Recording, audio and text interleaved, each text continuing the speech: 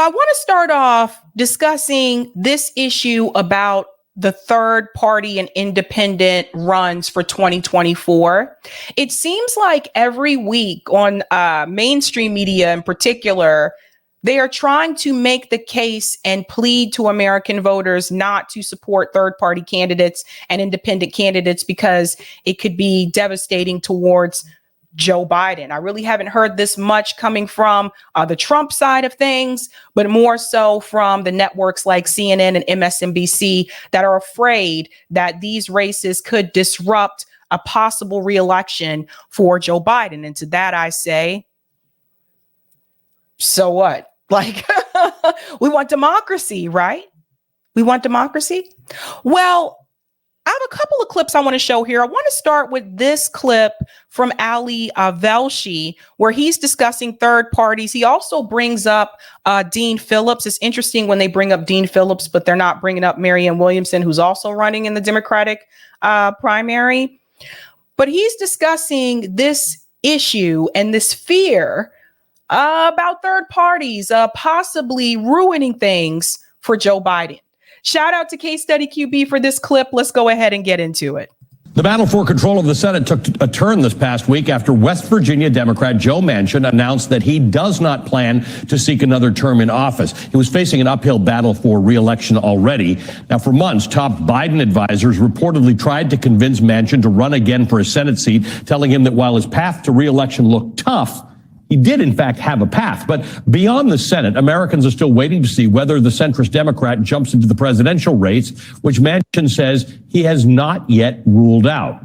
There's been speculation for months that Manchin could try to run for president or vice president as a third-party candidate. And those rumors became even stronger after Manchin headlined a July town hall event for the centrist organization No Labels in the crucial early voting state of New Hampshire. Now, there are many reasons Joe Manchin will give as to why he's choosing to travel the country to, quote, bring Americans together rather than running for his valuable Senate seat. Let's not forget, Democrats' majority is razor thin in the Senate, 51-49. But Occam's razor tells us the simplest answer is the one that's most likely. He just didn't see a path to victory in ruby red West Virginia. Instead, now he's embarking on a quest to, quote, mobilize the middle, end quote, of the American electorate. Those whom he says have been ignored by the two-party system. And when he meets them, he'll tell them about how he's not running for president, or that he's thinking about running for president, or that he might run for president. I think it's interesting that he says that Joe Manchin wants to try to unite, I guess, the moderates, so to speak, and that Joe Manchin feels like those people in particular are being ignored. I would actually disagree with that. I would say I think the moderates have won. And what do I mean by that? Did Bernie Sanders win the Democratic Party nomination? No, he did not. A lot of the progressive races that happened last year, a lot of those candidates lost. There were a few that were able to get into the House, but most of them lost. The progressive wins have started to decrease over time since the squad actually got their first victory. So I actually would disagree with that. And I would say it's actually more the moderate people that are winning here. When we look at who became Speaker of the House, Nancy Pelosi, more of a moderate. When we look at who is the minority Speaker of the House right now for the Democratic Party, Hakeem Jeffries, who's also is not progressive. So don't let them fool you. So I actually disagree with that statement. But I do want to bring up something in reference to Joe Manchin choosing not to run for re-election. This actually speaks to the part of the reason why I think Joe Manchin felt very comfortable voting against key legislation to help out the American people somewhat financially in this country during the pandemic, because he knew in the back of his mind that he was not going to run for re-election anyway. So it didn't matter to him if he were to lose his seat. So this explains a lot of things now, but there is still that possibility that he could consider running for president. Now, he is corporate. He has a lot of money in the coal industry. He's one of the wealthiest senators in the United States. But his constituents, many of them have been very disappointed with Joe Manchin and his choice to vote against key legislation that could have temporarily helped people, at least for some point. There are even more third-party sideshows this election cycle. Earlier this fall, you'll remember, Robert F. Kennedy Jr. announced that he's shifting his campaign. He's no longer going to run as a Democrat. He's running as an independent. And recent polling finds he could make a sizable dent in both Trump and Biden's support in key battleground states. Let's pause here and let's look at these numbers. Wisconsin, Pennsylvania, Michigan, Arizona, Nevada, and Georgia. So again, I'm sorry, but I have to say this. I still think that Georgia will return to being a red state. I think it was a one-off for 2020. If I'm wrong, I'll come back and I'll eat my words. But let's look at these ones at the top. Wisconsin, we can see Biden at 37%, Trump 35%, RFK Jr. at 21%. And again, I disagree with RFK Jr. or many of his policy positions, but I will say that is actually a significant polling number for an independent. We got to remember, it seems like now RFK Jr. is doing better in the polls when he decided to run as an independent than when he was running through the Democratic Party. So that could cause some disruption there. Pennsylvania, Biden and Trump tied 36%, 36%, RFK Jr. at 21%. Michigan, Biden has 34%, Trump 34%. There's a tie there in Michigan. And then we have RFK Jr. at 24%. Like, you cannot ignore these numbers. Arizona, there is a tie between Biden and Trump. RFK Jr. coming in at 24%. Nevada, I don't know how this happened, because Joe Biden won Nevada and Hillary Clinton also won Nevada. So pay attention to what's happening here. Now you'll see that Biden is polling at 34% in Nevada and Donald Trump is polling at 40% in Nevada. So somehow along the way, Nevada voters are starting to lean more towards Donald Trump. So Nevada is not guaranteed to be a blue state. And then we have RFK Jr. coming in at 19% in Nevada. And then there's Georgia, which is Biden at 31%, Donald Trump at 38%, and RFK Jr. even in Georgia is at 23%. So again, like I said, I think Georgia will flip back to red. I will say that Joe Biden cannot afford to lose a state like Michigan. So we're going to have to pay attention. This is very close, and anything can happen at this point. Minnesota Congressman and gelato magnate Dean Phillips is challenging Biden for the Democratic nomination. But if you ask him, he's not running against Biden. He's just running for the future with a super PAC and a campaign staff to boot. The progressive activist Cornel West is staying strong with his run as an independent. Jill Stein, whom you'll remember from 2016, announced her candidacy earlier this week under the Green Party. And I do just want to mention there are also other candidates that are running as independent as well. Dr. Shiva's also running as an independent. So I just wanted to mention that as well. They're not mentioning everyone. Now, I happen to believe anyone should be able to run for whatever office they choose, as is their American right, and in some cases our responsibility. But Pause. Notice they didn't mention Cenk Uygur. By the way, this is interesting. Cenk Uygur actually just got on the ballot in Arizona, I believe. I saw that recently. Also notice they did not mention Marianne Williamson. So they mentioned Dean Phillips, who is running against Joe Biden in the Democratic primary, but they didn't mention Marianne Williamson, and Marianne announced before Dean. This reminds me of some of the things that happened to Andrew Yang when he was running for president. I don't know if everyone remembers this, but it was the same network. MSNBC, a couple of times when they would announce the candidates and talk about polls, they would actually leave Andrew Yang off the list.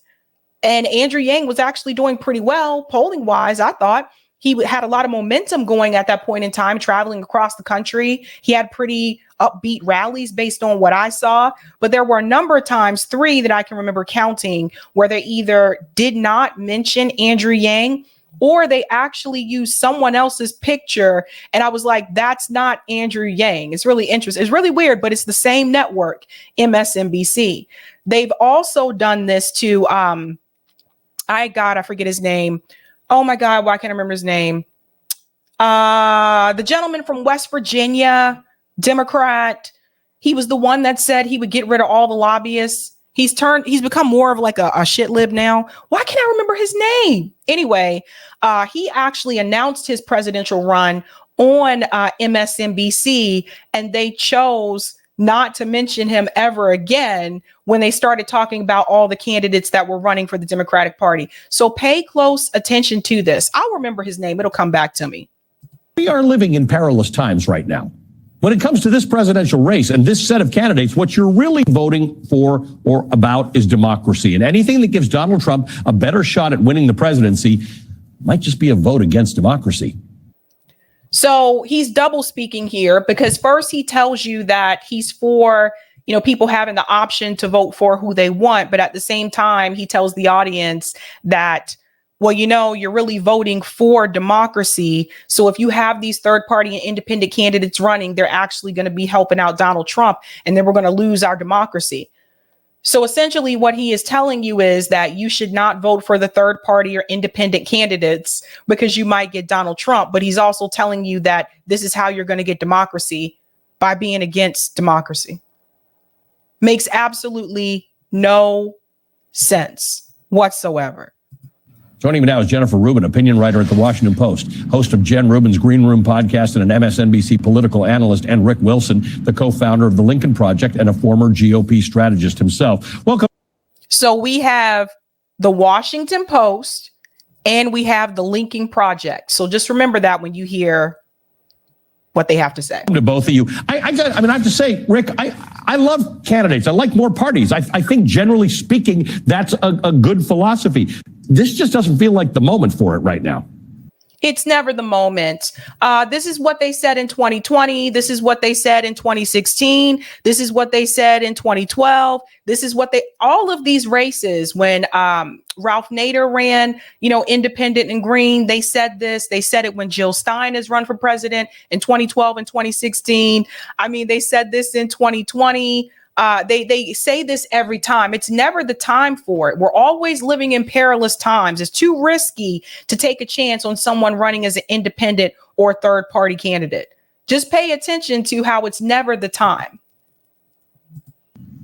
Donald Trump and the autocratic movement that is emerging around him, and if you listen to what he says on the record every day and what his people are telling you they will do, they have a gun to the head of American democracy and this republic. If we elect Donald Trump again, we will not have the country we believe that exists today. We will not have an America with individual liberties, rights, and freedoms. We will have an autocratic system run by Donald Trump and a claque of these weirdo alt-right guys that surround him, like Steve Bannon and Stephen Miller and the rest. And everyone, as you correctly said, everyone else in this race, at the end of the day, that pulls a single vote away from Joe Biden, they're not just voting for Trump. They're voting to end this country as we know it. Let's talk about the ridiculousness of his statement there when he says that these people are just voting. They're not only voting for Trump, but voting against the country as we know it. When people say you're pulling votes away from Joe Biden, the question that I would ask is, well, why is Joe Biden struggling so badly? Because the reality is, we don't owe Joe Biden re-election. Just because you sit in the White House right now doesn't mean we owe you the opportunity to be re-elected. But see, he's from the Lincoln Project. Like, they bring on these types of pundits to convince the American people, don't fall for this, don't fall for this. And they have been covering this every week. It's been the third party independents. They're either talking about one of these candidates, whether it's Cornel West, RFK Jr., now Jill Stein. And you have to ask yourself, why are they talking about this so much? This is the first time I can remember in my adult life where the third party and independent candidates are getting this much attention and press from the mainstream media networks. And that's because these are people that a lot of people are aware of. Cornel West, even if you're someone that doesn't vote, you might know Cornel West from the activism community, right? Or the academic community. Jill Stein, who was not a household name when she ran in 2016, but became a household name after her 2016 race. They continue to talk about Jill Stein today, even before she announced she was running for re-election, because of the fact that they blame Jill Stein for the reason that Hillary Clinton lost instead of blaming Hillary Clinton. So they have actually helped Jill Stein remain popular, believe it or not. Or they're talking about RFK Jr. RFK Jr., he's a Kennedy, so his name alone is going to make him stand out. So these are not three people that no one's ever heard of. You got to remember Ross Perot at one point, if I remember correctly, I think Ross Perot was able to garner 18%, 18%. And he was on the debate stage. So they are scared because if those polling numbers remain the same for RFK Jr., this means that RFK Jr. is going to be on the debate stage. So I think they're very much afraid. Jen Rubin, you're on our air a lot, and you're such an expert on so many things, but you actually dig really deep into this issue, right, about how to make elections more fair and how to make voting more fair. You think about this. You're sort of an advanced thinker on this front, and I would think that in general you also support the concept of more people running and maybe another political party growing in time. Do you agree that this is, as Rick says, a mighty perilous time to be playing with fire? Absolutely. First of all, none of these people have a rationale for running other than I want to be president or I want to have some attention. Let's stop there before she goes on. She says that none of these people have any rationale for running. Based on what I've seen, they seem to have pretty extensive platforms. They seem to know what they want to get done. They are an alternative to Joe Biden, whether we agree with every policy or every item that they have on their platform or not. They are an alternative to Joe Biden and Donald Trump. So she says they're only running because they want to be president. Isn't that why Joe Biden ran for president? Like, what are you talking about? That doesn't make any sense. She's like, they just want attention. She's a trip. Wait for it. Labels was actually forced to put out what it thought it was running about. It was just bland platitudes. It ducked issues like abortion, which Americans care about deeply. So these are essentially vanity projects. If any of them actually wanted to advance a specific agenda, they might have some legitimate reason for running.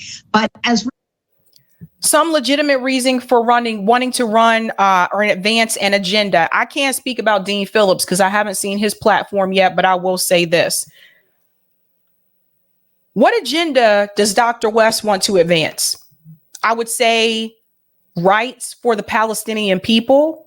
If you look at his platform, you can see it, $27 minimum wage, several things that he wants to advance. What does Jill Stein, what does she want to advance? Again, rights for the Palestinian people, ending the wars. What does RFK Jr. want to advance? The censorship, although he's wavering on the censorship with himself, but one of the things that he mentions is the censorship, some of the issues that happened during the pandemic, and the government agencies, right? So they all do have issues that they want to advance. These are just not the issues that someone like Jennifer, who is what you would call a standard, typical bourgeois liberal, is not going to agree to. Rick says at this point, there is only one issue, and that is democracy. And granted, some of these people aren't going to qualify for the ballot because if you're not on a party ticket line, it takes a lot of energy, a lot of money, a lot of votes to get yourself on the ballot. So some of the Okay, so she's bringing up the ballot access issue, right? I don't think, and I talked about this before, I don't think RFK Jr. is going to have that issue because he's raised a lot of money. So the way that you get on the ballot as an independent is, you either have a lot of money to buy your way on the ballot, or you gather the thousands of signatures that you need in each state in order to do so. Even with the third parties, for example, like the Green Party, there are certain states that Jill Stein is still going to have to run as an independent because of the rules that were changed in that state. New York, for example, is one of those states. She will have to run as an independent in New York. She will probably have to run as an independent, I think, in Ohio as well. So there is wiggle room here. But I will say this. I want to remind you, Jill Stein was able to get on the ballot in over 40 states when she ran in 2016. So Jennifer Rubin isn't going to mention that part, though. These people we're not going to have to worry about come November. But Jill Stein, my gosh, didn't she and Democrats and progressives learn their lesson in 2000? Al Gore would have been president if not for Jill Stein. Let's go back to this part.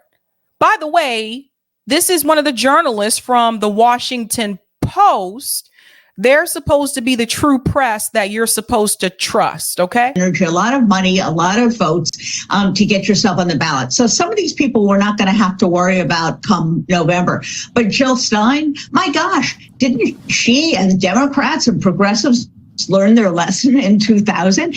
Al Gore would have been president if not for Jill Stein. So I don't know about you guys, but last time I checked, Jill Stein did not run for president in 2000. So for whatever reason, she is confusing Jill Stein with Ralph Nader. Look, I'm no rocket scientist here, but I really do not think that Jill Stein and Ralph Nader look alike, like at all. But this is the Washington Post. They're the real news, right? They're the ones you're supposed to trust, the ones you're supposed to listen to. Okay.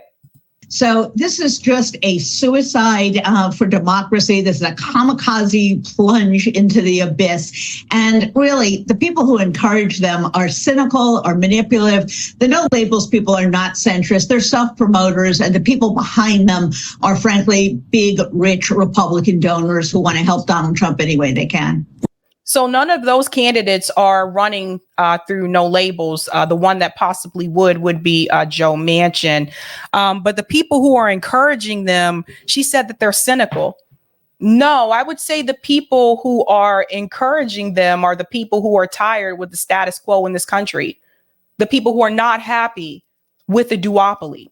The people who are tired of politicians answering to corporations and not answering to the American people. Those are the people that are encouraging them. But Washington Post, right? WAPO. Right. And yet, Stu, yet, Rick, what does Manchin say? He's mobilizing the middle. There's a weird appeal to that, right? If you think you're in the middle, and a lot of Americans do and should be, and that's the sign of a healthy democracy. But he's trying to say that there's a reason that he's doing this. Jill Stein, at some point, someone's just got to figure this out, right? That there's something up with Jill Stein. RFK Jr. is a conspiracy theorist who's been denounced by everybody from his family to most mainstream Democrats. But Manchin's got this weird appeal that he's trying to make to say, you're in the middle and I'm going to speak for you.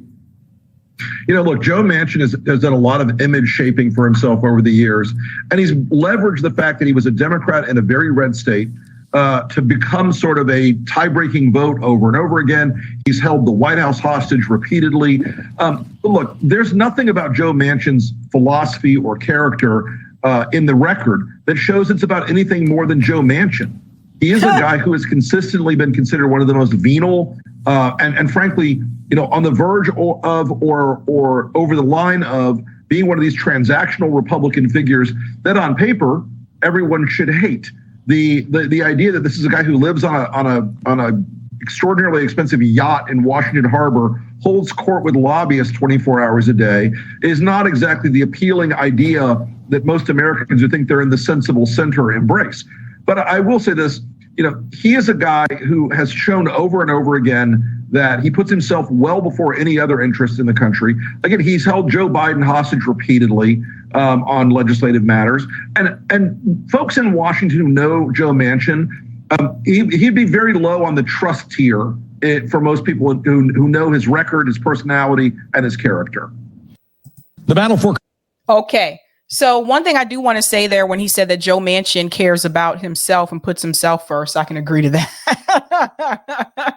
I can agree to that. Now, moving on to that part about Joe Manchin, there was actually a segment about this on Meet the Press where they actually talk about the fact that Joe Manchin also said that he does not want to be a spoiler. So let's get into that. Joe Manchin announcing he's not running for re-election. If you look at the battleground map, it shows you just how tough it is for Democrats to hold on to the Senate. There you see Ohio, Arizona, the toss-ups. What's the strategy that you're hearing within the Biden campaign? Ohio. So let's look at the map for a second. The yellow states are the toss-up. We have Ohio and we have Arizona. Leaning Democrat, we have Montana. That's interesting. Montana is usually red. For the Senate, Montana, Nevada, Wisconsin, Michigan, and Pennsylvania. Likely Democrat is New Jersey, likely GOP is Texas, and solid GOP, I think, is Florida. I think Florida's a little bit darker than Texas. Kind of hard to tell on this map. But this is true. With Joe Manchin not running for re-election, that does open up the door in West Virginia. Well, first on Senator Manchin, the White House tried to convince him to run for re-election. Obviously, that didn't work. The officials that I've talked to said that they don't think he'll ultimately run third party, but they don't actually really know. They think that he's worried about his legacy, doesn't want to be seen as electing former President Trump, and also has a good relationship with President Biden and wouldn't want to put him in that position. So there's that. In terms of where the president and his team are after those polls and the election, I'm told that the president is feeling really good after that Tuesday's election, that he also heard privately from allies of his that he needs to take the fight to former President Trump much more directly. And he made a concerted decision to do that at an event with union workers where he went after the former president, and said, look, I've been there for you, and I hope you remember that. And he also called him out on abortion, and it's increase. He's going to increasingly do that. And yeah, but I'm sorry. This is what they're leaving out. I just showed you guys the poll numbers. It does not look good for Joe Biden. And Jay, I mean, take us inside what Democrats are saying. Are alarm bells going off? And is this the right shift in strategy? As Carol says, the president's going to shift to taking on Trump. He's in campaign mode now, despite the fact the White House said they were going to wait until the spring. First of all, we're a year from the election. I agree with David Brooks. Polls are where people vent. It's not where they vote. And you look at history. You look where Obama was in 2011. Mm-hmm. You look where Barack Obama was in 2007, 30 points behind Hillary Clinton right now. So we're going to debunk that later on, by the way, with the Nancy Pelosi story, because there's a big piece that they're leaving out when they use Barack Obama as an example. And the other thing that I do want to add here that I think is pretty interesting, notice how when the polls are not in the favor of the party that is speaking on these networks, notice it's all of a sudden the polls are just where people go to vent, not where people go to vote. But when the polls are in their favor, all of a sudden the polls speak for themselves. Look at the polls. So that's just something I've noticed. It's still a long way to go. I do not believe Joe Manchin is going to be a third party candidate for president. I don't think he wants to be perceived as the spoiler that hands the election to Donald Trump. Yeah. So it's still a long way. Mark, what do you make of this moment and what we all witnessed on Tuesday night? How much do you think abortion is a motivating factor for the Democratic base, and how concerned are Republicans about that? And that's what the Democratic Party is going to use to try to win, just like they did in the midterms. Well, I think the Republican Party needs pro-life voters, and the reality is the party needs to continue to be the party for life. There's no doubt that right now the left is more energized since the Dobbs decision than the right is.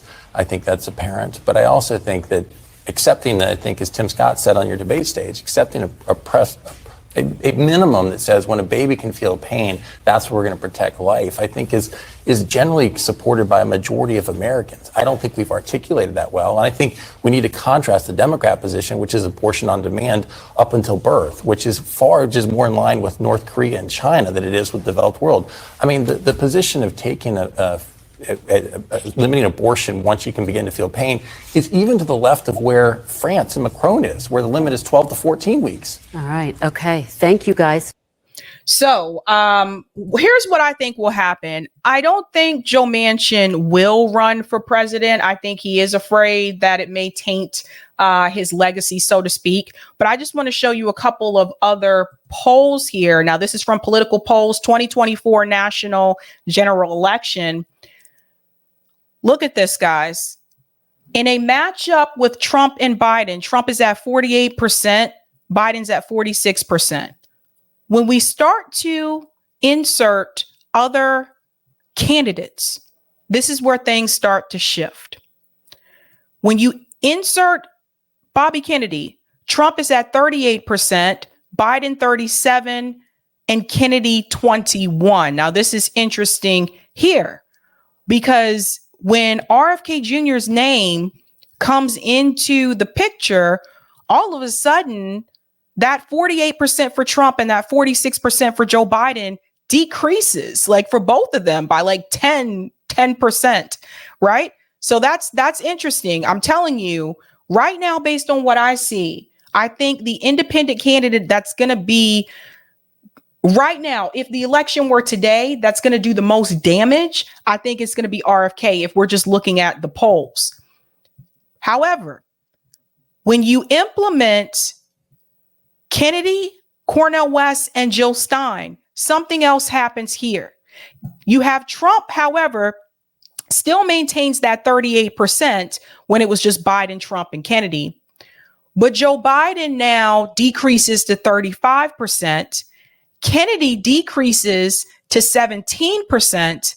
Cornel West has 3%. Jill Stein has 3%. And this is where some people will look at this and they'll point to this and say, Cornel West and Jill Stein need to combine and make that 6%. And actually, I would say if Cornel West and Jill Stein actually were running together, I think that 6% could probably get to like 10%.